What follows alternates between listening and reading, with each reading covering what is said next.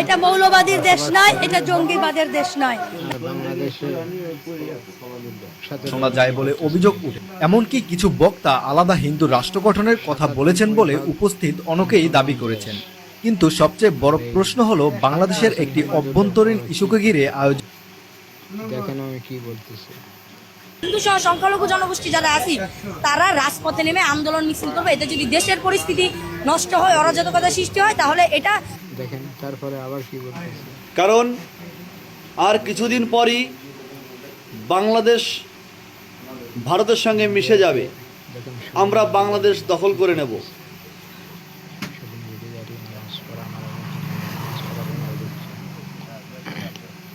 তাহলে ওখানে বন্ধ দিচ্ছে, তাহলে এখানে মন্দিরকে ছোঁয়া হবে না, মূর্তি ছুঁতে হবে না, মূর্তি ভেঙে দাও।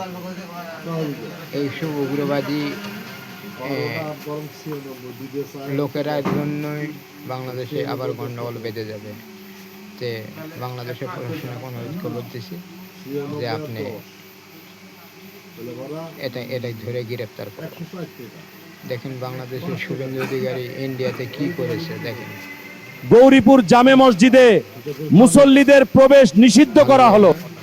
শেয়ার করে দিয়েন, হ্যাঁ আমার লাইভ করতে হবে না, শেয়ার করে দিবেন। খোদা হাফেজ, ধন্যবাদ।